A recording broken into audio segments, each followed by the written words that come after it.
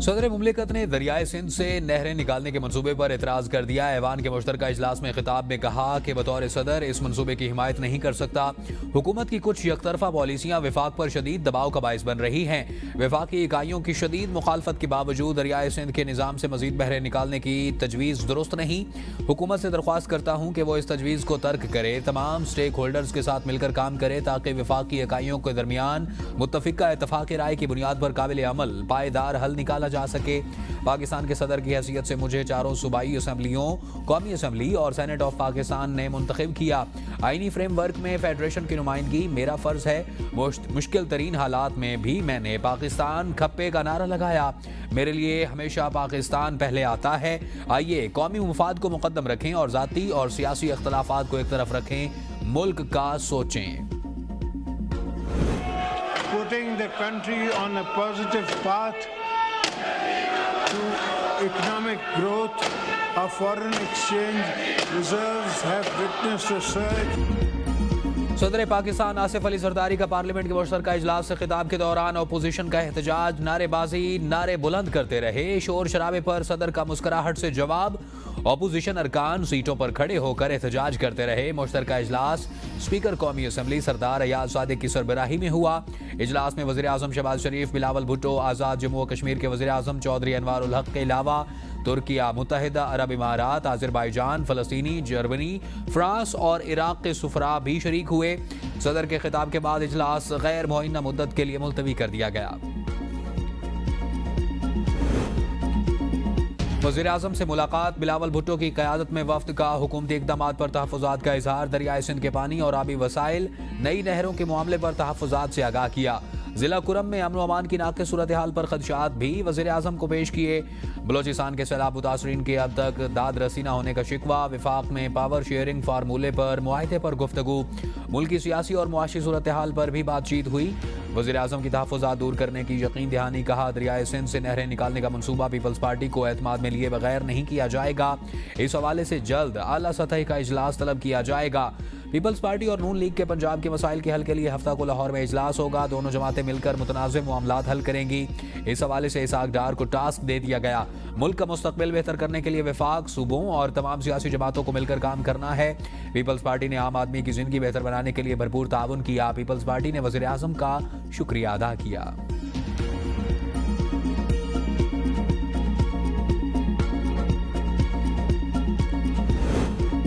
Peoples party ने सिंध में corruption के रिकॉर्ड तोड़ दिए। आसिफ जरदारी और बिलावल भुट्टो सिंध का पानी बेचने जा रहे हैं। ऑपोजिशन लीडर उमर अयूब की चेयरमैन पीटीआई बैरिस्टर गोहर और दीगर रहनुमाओं के साथ प्रेस कॉन्फ्रेंस। कहा आसिफ अली जरदारी खुद को सदर कहते हैं, हम इस इंस्टॉल्ड हुकूमत को नहीं मानते।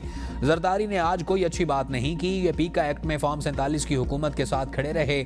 मौजूदा हुकूमत ने इक्तसादी तौर पर नाकाम हो चुकी और 2 सालों में SIFC की 0/0 कारकर्दगी रही। IT का सेक्टर खत्म कर दिया, कोई इन्वेस्टमेंट नहीं आ रही। हुकूमती गफलत की वजह से इस वक्त हमारे फौजी जान का नजराना पेश कर रहे हैं। बानी PTI ने हमेशा कहा कि फौज हमारी है और इस वक्त बानी PTI और बुशरा बीवी को बोगस केसेस में घसीटा हुआ है। बैरिस्टर गोहर ने कहा कि आज हमने बेनज़ीर की तस्वीर के पीछे जरदारी की लेगेसी देखी। जरदारी साबित नहीं कर सके कि जमहूरियत है। आज भी मुतनाज़ा सदर हैं, हमेशा फैसले ऐवान से बाहर होते रहे, ऐवान को फौकियत नहीं दी गई। शिबली फराज ने कहा सेनेट में एक सूबे की नुमाइंदगी ही नहीं, जितने भी कवानीन पास हुए उनकी कोई इखलाकी और कानूनी हैसियत नहीं। अफसोस से कहना पड़ रहा है कि अपोजिशन गैर संजीदा है। चेयरमैन PP बिलावल भुट्टो जरदारी कहते हैं कि आज सदर जरदारी ने तारीखी खिताब किया। आसिफ जरदारी पहले सदर हैं जिन्होंने 8वीं बार पार्लियामान से खिताब किया। सदर मुमलिकत ने खिताब में हुकूमत की मईशत में बेहतरी के हवाले से तारीफ की। सदर ने मसाइल के साथ निशानदेही भी की और अपोजिशन के रवैये से लगता है कि उन्हें अवामी मसाइल से कोई दिलचस्पी नहीं। अपोजिशन के लिए अवामी मसाइल का हल उनकी तरजीह नहीं, उनका मकसद सिर्फ अपनी सियासत चमकाना है। अपोजिशन का शोर होता रहा और सदर ने अपनी तकरीर जारी रखी।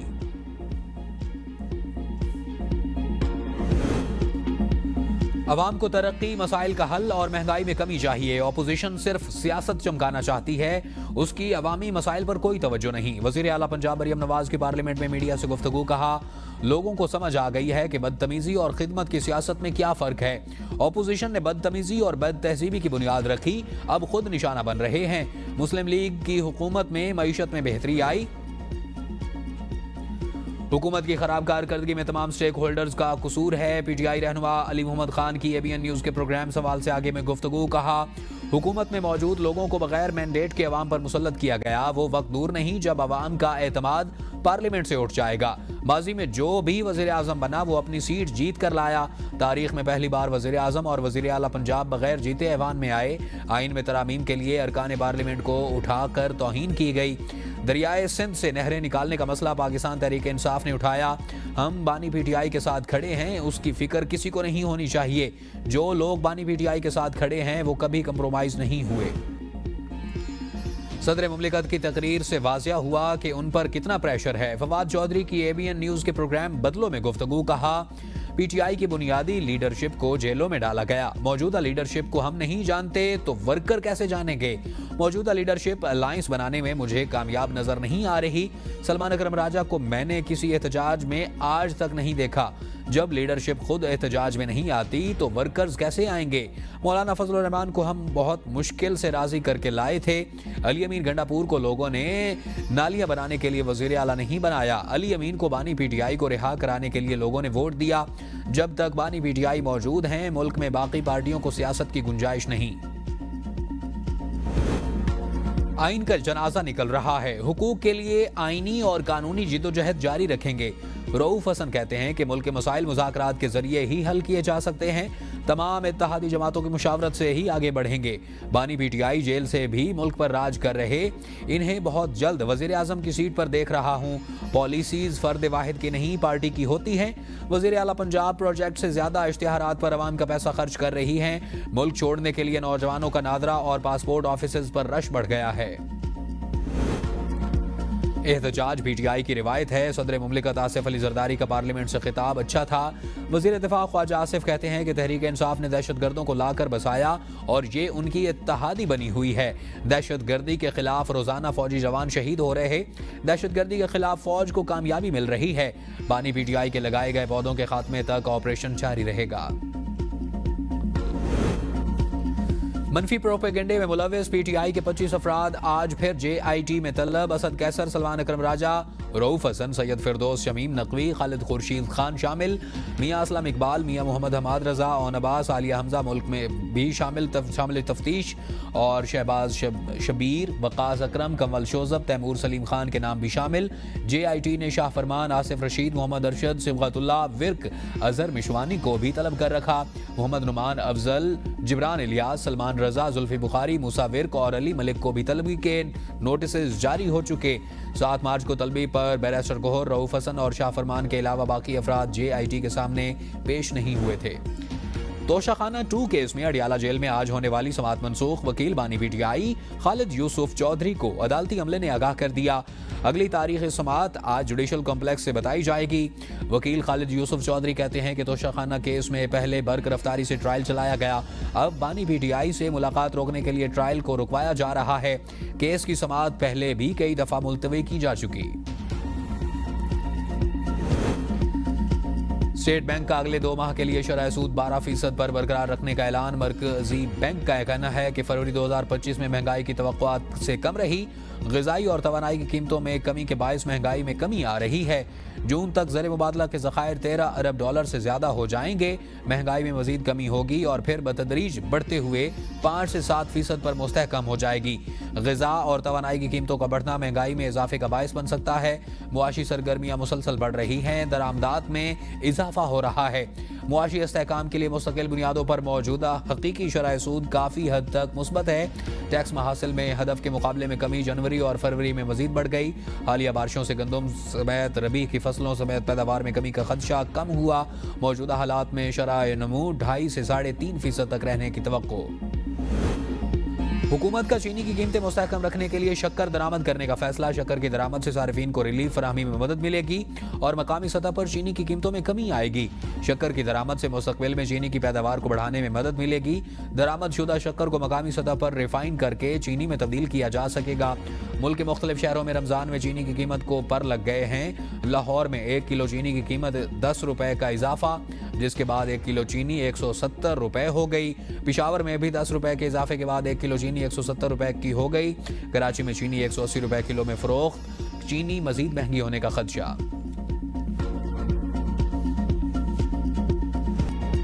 इंजेक्शन का रिएक्शन। म्यू अस्पताल लाहौर में 2 मरीज जाँ बहक, 14 मुतासिर, 3 वेंटिलेटर पर मुंतकिल। वज़ीर आला पंजाब का नोटिस। अस्पताल में इंजेक्शन का इस्तेमाल रोक दिया गया। मामले की तहकीकात के लिए इंक्वायरी कमेटी तश्कील। हलाकतों का जिम्मेदार कौन? सूबाई हुकूमत और अस्पताल इंतजामिया जिम्मेदारी एक दूसरे पर डालने लगे। MSMU अस्पताल का कहना है कि मुबैना गैर मियारी इंजेक्शन की खरीदारी DG हेल्थ ऑफिस की जानिब से की गई थी। सूबाई वजीर सेहत सलमान रफीक ने कहा इंजेक्शन पाउडर था और उसको महलूल बनाने में गलती हुई। वजीर इत्तलात पंजाब अज़मा बुखारी ने कहा अफसोसनाक वाक़े में इंसानी गलती नजर आ रही है। MSMU अस्पताल के इस्तीफे पर प्रोपेगेंडा किया जा रहा है। कार्रवाई करें तो रोना शुरू हो जाते हैं। Opposition leader Punjab assembly Ahmad Khan ने कहा वाक़े ने पंजाब हुकूमत की कारकर्दगी का पोल खोल दिया। टिकटॉकर वज़ीर आला की कोई परफॉर्मेंस नहीं।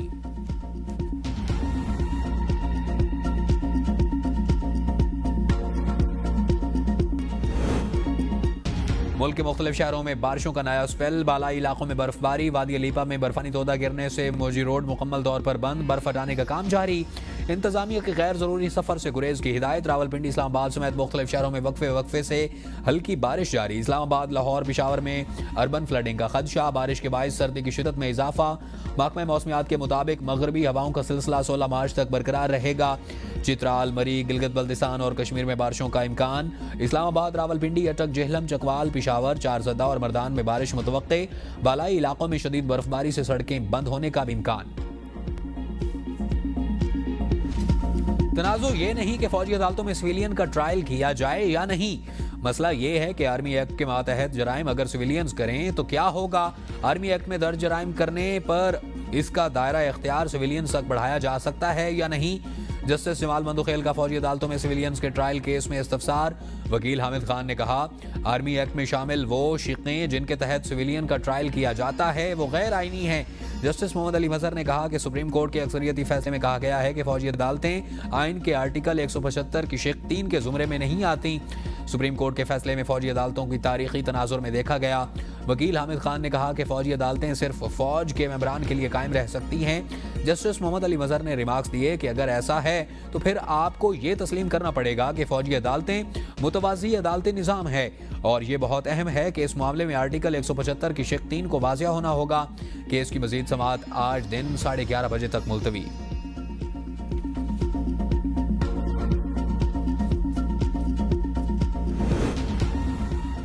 9 और 10 मई के मुकदमात। वकील पंजाब हुकूमत ने तैयारी के लिए मोहलत मांग ली। Chief justice Pakistan justice Yahya Afridi ने रिमार्क्स दिए कि 9 मई के मुकदमात तो कल और परसों भी मुकर्रर हैं। गुज़श्ता समातों पर एडिशनल प्रोसिक्यूटर पेश होकर वक्त मांगते रहे। आज आप वक्त मांग रहे हैं, ऐसे नहीं चलेगा। ये कोई एक केस नहीं, 50 के करीब अपीलें हैं। वकील जुल्फ़िकार नकवी ने कहा कि रवां हफ्ते के मुकदमात मुलतवी कर दें, आइंदा हफ्ते वालों की तैयारी करके आऊँगा। चीफ जस्टिस ने कहा कि कुछ अपीलें केस मुंतकिली की हुई हैं, ये मामला खत्म हो चुका, इस पर हुकूमत से हिदायत ले लें। वकील ने कहा कि जज का तबादला हो चुका, सिर्फ जुर्माने और कुछ ऑब्जर्वेशंस की हद तक अपील की पैरवी करूंगा। सुप्रीम कोर्ट ने 9 और 10 मई के रवां और आइंदा हफ्ते मुकर्रर तमाम मुकदमात डी लिस्ट कर दिए। पंजाब हुकूमत की मोहलत की सदा मंजूर। मुकदमात की समाअत ईद के बाद होगी।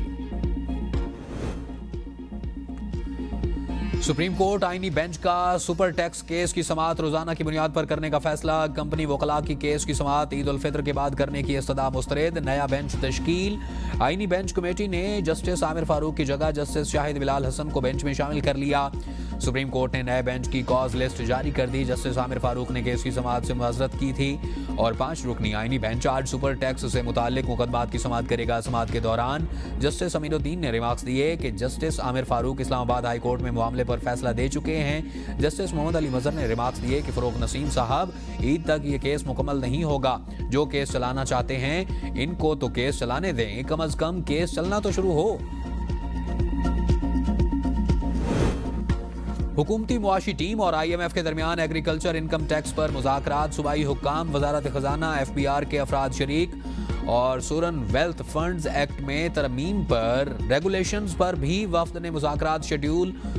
वजारत तवानाई और नेपरा हुकाम गर्दशी कर्ज और टैरिफ री बेसिंग पर वफ्द से बातचीत करेंगे। IMF मुज़ाकरात में नई शराइत और तजावीज़ देगा। शराइत और तजावीज़ पर हामी भरने की सूरत में ही कर्ज की अगली किस्त मौसूल होगी।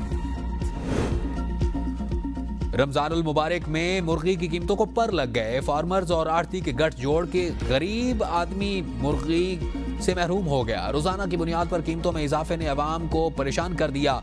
इंतजामिया बेबस, मुनाफाखोरों ने सरकारी नरखनामे हवा में उड़ा दिए।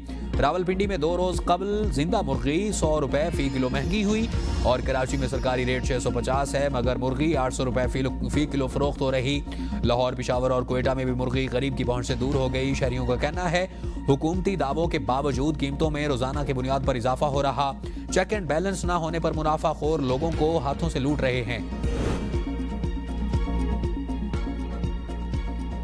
हुकूमत का ईद पर ट्रेनों के किरायों में कमी का फैसला। वफाकी वजीर रेलवे हनीफ अब्बासी का कहना है कि ईद उल फितर के लिए 25 रमजान से 4 खुसूसी ट्रेनें चलाई जाएंगी। रेलवे की आमदनी में इजाफे और अखराजात में कमी लाई जाएगी। रेलवे की कारकर्दगी का तसलसल बरकरार रखते हुए मजीद तरक्की करेगी। मुसाफिरों के जान माल के तहफ़्फ़ुज़ को यकीनी बनाया जाएगा।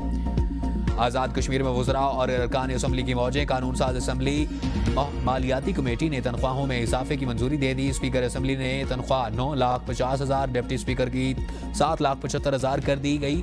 कायदे हिज़्ब इख्तिलाफ की तनख्वाह बढ़ाकर 9 लाख रुपए, वजीर की तनख्वाह 6,65,000 रुपए, मेंबर असम्बली की तनख्वाह 45,000 से बढ़ाकर 4 लाख कर दी गई। मुआविन खुसूसी की तनख्वाह 6,65,000, मुशीर हुकूमत की तनख्वाह 6,65,000 कर दी गई। खजाने पर 45 करोड़ 38,40,000 का बोझ पड़ेगा।